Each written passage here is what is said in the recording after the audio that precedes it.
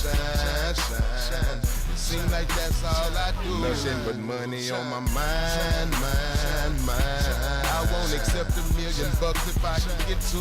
I think I'ma let my tie back, let the sun on in. Shine, shine, shine, shine. It seems like that's all I do. Nothing but money on my mind, mind, mind. Real news, rappers, points of view, and that's what we are bringing you once again this evening. And I say hello to you. I'm Jon Leiberman. Welcome into the Rap Room. We're going to get to so much. We got ISIS and Hillary, NCAA. We got a lot to get to, but as we do each and every time we bring you a broadcast, we are going to start with the rap. And with the rap, I want to bring in our friend, Mr. Lee. You know, Mr. Lee has worked with them. If you know the name, he's worked with them. We got Ludacris, Rick Ross, Ghetto Boys. He's now the CEO of Xclusive Music Group, and he's working with Slim Thug and Zero. All right, Mr. Lee, what's the key to producing a good piece of rap? Just being original and being able to create your own trend and having something that's marketable that, you know, the consumers can buy into. That's the basics. Who are among the best rappers that you've worked with, Mr. Lee? The greatest rappers I ever worked with, I would have to say is Scarface, Jay-Z, Tupac, of course Ludacris, Pimp C, Bun B. I mean, it's just so many, man. I could go on and on. You know, I'm curious, how did you get into this? I mean, how does somebody get into producing rap at the level that you have done it for so many years? Pure determination, man. There's a lot of politics you have to go through. You know, lucky for me, I started when the internet wasn't really as it is now, and it was all about pure talent, no social media, no nothing. You know, music has been my life. I've been playing music since I was 9 years old, so it's been everything for me since I've been a kid. So, you know, I was destined to do what I'm doing. Do you think rap and hip hop, that the quality has gotten better or gotten worse over the years, overall? I mean, it really is to one's opinion on if it's good or bad. I think that everybody has their time and that you have to be able to adapt to the time. I think that's why I've been able to have a career for 20 years and it's still current right now, is that I get all music. You know, it's just not the music of the 90s when I was first starting and whatever. I like all music, and I can find creativity and artistic ways in all music that's out. A lot of people have problems and they think that some of the music need to go back to the 90s, that it's not enough storytelling or it's not enough this. Music is a universal thing. Everybody has their own niche and their own flavor when it comes to making music. So you can never just say that all music is not as good as it was yesterday or it's better than it was yesterday. That's not the case. Music is something that is created by an individual or a group of people. So, I mean, their creation is their creation. So it's not up to me or frankly anybody else to put a good or bad on a label of something that's created by somebody else. Now, let me ask you this. In rap and hip hop, do you always hang out with large groups of people? Because, like, there's somebody over your shoulder right now. You're in your studio. There's always people around, right? Yeah, I'm always working, man. You know, work never stops. I've been doing this nonstop for 20 years. So, you know, if you don't stay current and working, then you fall off. All right, well, let's do now what we call the one-on-one rap, because there are a lot of issues to get to, and I know you know everything that's going on. I want to start with ISIS. ISIS is calling on its supporters in America to kill 100 members of the U.S. military. They're online posting what they claim are names and home addresses and photos of the troops. What does this tell us about our enemy, Mr. Lee? I mean, basically what it's telling us about our enemy is that they are very savvy when it comes to social media, and they have new ways of recruiting people, you know, and they're making it appealing to the people that's out here supporting them that we don't see. And we have to be very careful and stay up on point on what's going on the internet and everything else. You know, it's very unfortunate that they want to point out people in our military, the people that give their lives for us every day, and want to attack them too. I think that's really unfortunate. And I do think if somebody from United States carry out anything like that, they need to be punished to the most severe level there is to be punished for doing something that's stupid. I think, ISIS, to me, my personal opinion is a bunch of cowards to do some of the stuff that they're doing. Let's get to some politics now. You have Texas GOP Senator Ted Cruz. He announced he's running for president. Let me ask you this. Do you see him getting the nomination? No, no, I don't see him getting the nomination. He's too radical. Ted Cruz, he screams and holler a lot, but it's never a straight shot of the policies that he's going to uphold. I've never heard anything out of this man's mouth about what he's going to do with the policies that he believes in for our country. It's always about what somebody else is not doing. And to me, it's not about Democrat or Republican. It's about the policies to me. Well, and this is the part that I don't understand. Maybe you can help enlighten me a little bit. To win the general election, you have to appeal to moderates in some way, shape, or form. Ted Cruz comes out on day one and says, I'm against gay marriage. I mean, it's almost like he doesn't care about the moderates. He's just appealing to that far right wing of the party. And I don't know how one expects to win down the road doing that. He's not going to win down the road doing it, because at the end of the day, when you are a president, you are serving the people. It doesn't say that if you're president that you're supposed to serve people that's not gay, or you're supposed to serve people that are only American citizens because of all of the immigration things that are going on here. And we know that it's immigrants out here that help build our country. This guy is an idiot, because at the end of the day, when you're a president, you are for the people, regardless of the gender, race, or sexuality, or whatever they are, whatever his beliefs are. Just like I stated a while back, whatever my beliefs are on gay marriage, or whatever the gay, principles are for the gays, that's up to them. I'm not going to impose my religion on anybody or discredit them because of who they are, and I think that's. All right, well, let's stay with politics. It's the 5th anniversary of the signing of the Affordable Care Act. I'm curious from your perspective, has this been a successful piece of legislation? Is this something that President Obama's legacy will rest on? Well, personally, it's working for me, because as a self-employed person, whether I'm black, white, green, yellow, as a self-employed person, health insurance has been so expensive for me. So with this CARE Act in place, it has given me a little bit of cushion and given me, just a little bit more stability when it comes to healthcare. I'm not paying these outrageous premiums for healthcare. And it also is good for people that have existing, illnesses and things of that nature where they weren't able to get health insurance. So I really think that it's going to go down as something great for his legacy. I want to ask you this now. I want to switch to crime a little bit. You have police now in Charlottesville, Virginia, and you remember a few months back a huge piece in Rolling Stone magazine telling a harrowing tale of a woman who claimed that she was gang raped essentially at a fraternity house at the University of Virginia. Well, now police have finished their investigation and they say they found no evidence to back up these claims. Doesn't this hurt real victims out there who come forward and have something to really say? Exactly. It does hurt them because of the simple fact nobody's going to jump to the rescue of the victim. Nobody's going to jump to trying to investigate and really find out what this thing is about. It's going to be a long, prolonged process. If it's reported, they're not going to make action as quickly as they used to be.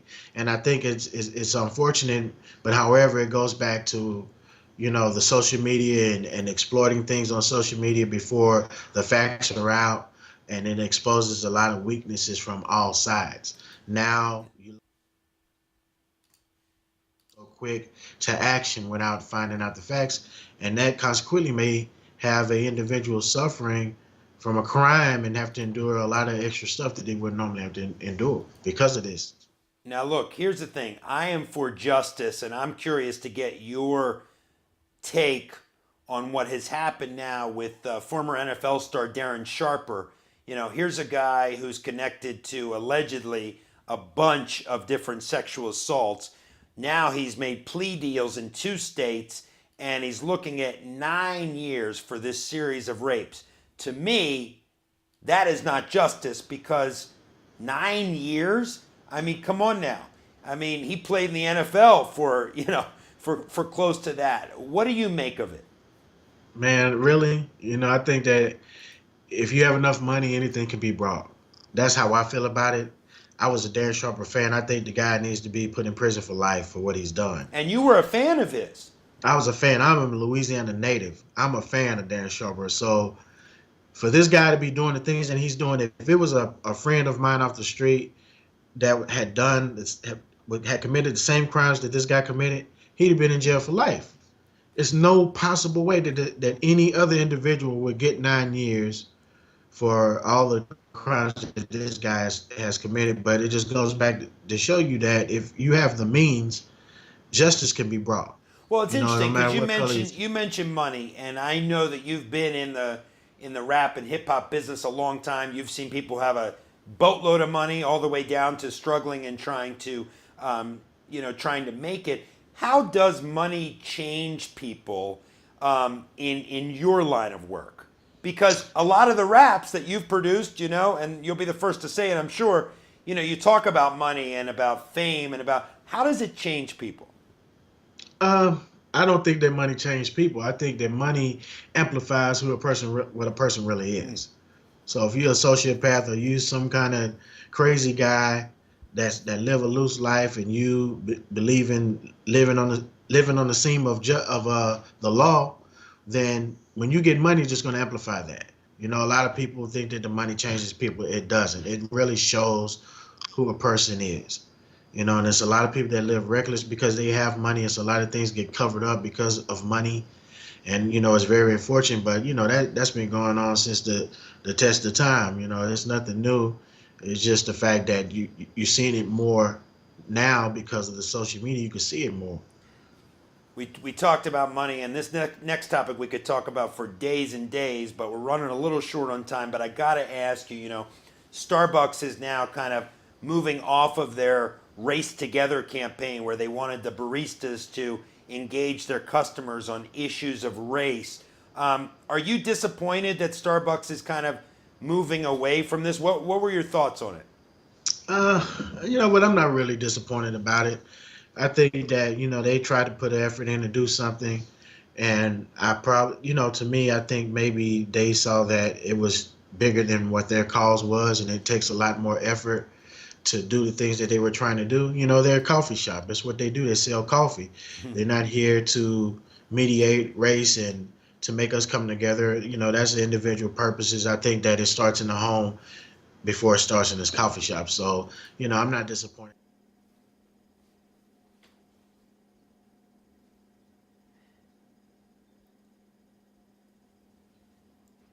Is racism still alive and well in this country?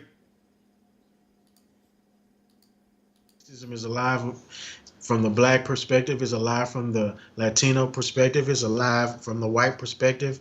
I mean, racism is a circle. Racism is something that intervenes in people's lives every day. It intervenes in mine. It intervenes in every individual almost. Whether it's a rich guy driving in a piss poor neighborhood and get pulled over and be looked at as somebody that's out of pocket, or vice versa. If I pull up in a nice car and I'm in the hood, I may get looked at a certain kind of way.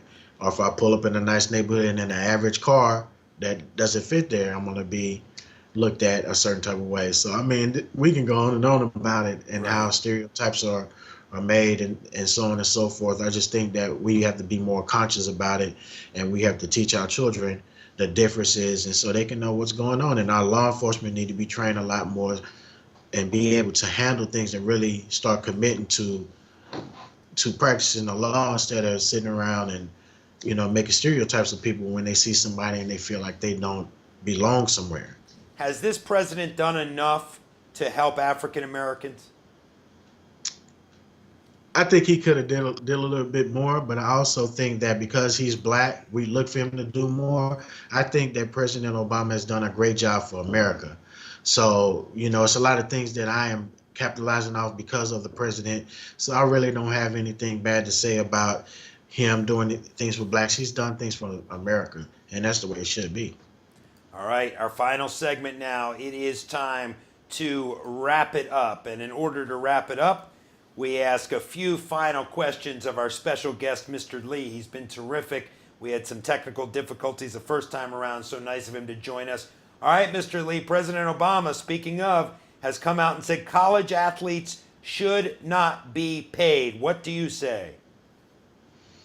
Yeah, I have mixed feelings about that because it's the college athletes that's bringing the ratings to the college sports, along with the coach and everything else. Everybody else is getting money off of these guys' labor and all of the things that they bring to the table as far as sports, football, college basketball, baseball, what have you.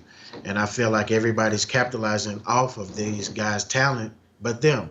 And then when you look at it from the flip side, if they get injured and they can't play pro, then what do they have left? All of those years that they've been committed to the sport, they don't have anything left. You know what I mean? So I think that it's kind of a real touchy subject that they have there with paying college athletes. I think they deserve something. That's a good point. This is from the Wall Street Journal, Mr. Lee, talking about Adidas, saying Adidas wants to end its long slump in America. The new U.S. Chiefs challenge, Adidas isn't cool in America, and cool is what sells sports gear. How can Adidas become cool again? This is your audition to be CEO. Hey man, I think they're on their way. I think they have Kanye West on deck, and I think that's a first start. And I think they just have to really find a way to tap into the youth. They have to upscale their social media stuff, and maybe try to lobby at some of the high schools and colleges and get them on deck. And they need to get some creative people in there with new designs for their products. All right, and of course, hip hop is always a good lane to start it at. So that's right. That's a plus. This is from our friends at EveryJoe.com. A piece on their website says China doesn't really want to go to war. Do you agree with that? You always hear about China. Yes, I do agree with that. I don't think China want to mess with us, man. I don't think they want no parts of that. I don't think they want no parts of anybody right now. They're not strong enough for that. And Mr. Lee, give us a sense of your projects that you got coming up. I know you always have a lot coming up. And I want to tell the viewers, go ahead and follow you on Twitter at Mr. Lee713. The address is right under Mr. Lee. What are you working on? Right now, I'm currently working on a Pimp C project that'll be coming out later this year. I just wrapped up a project with Slim Thug called Hog Life 2 that will be coming out in a couple of months. I'm working with Nipsey Hussle right now. I have the pleasure of working with LL Cool J right now. And I also have my new artist, King Sean, on the XMG label.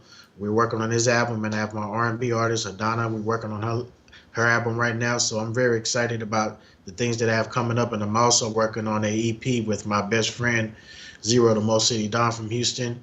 So we have a lot of stuff coming up, and I also have my 20-year anniversary album that will be out later this year, so you guys can look forward to that too. Where are they going to be able to find that? On your website?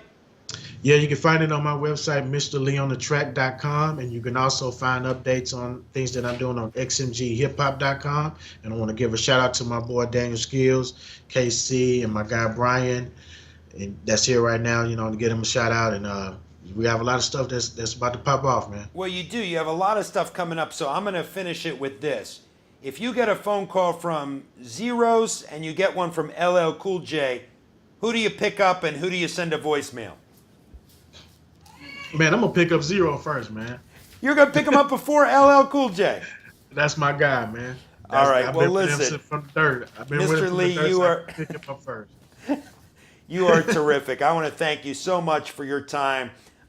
Such a well-read guy, and really other rappers and producers should be proud that you're out there representing them, because you have a lot to say, and even though I may not agree with it all, you still have a lot to say, and you say it well. So I want to thank you again for your time. Okay, no problem. That is Mr. Lee, the legendary rap producer. We're going to play one of the tracks that he's been working on as we go out of the broadcast. I want to thank you for watching Rapping with Lieberman. We have some big guests coming up. DJ Spinbad is going to be with us. We got a whole list of people coming on the program. So we're excited about it. I want to thank you so much for listening. Here's a little bit more of that track that Mr. Lee is working on. I'm Jon Leiberman. We will see you next time, and good night. $1,000,000 if I can get to. I think I'ma let my tie back, let the sun on in. Shine.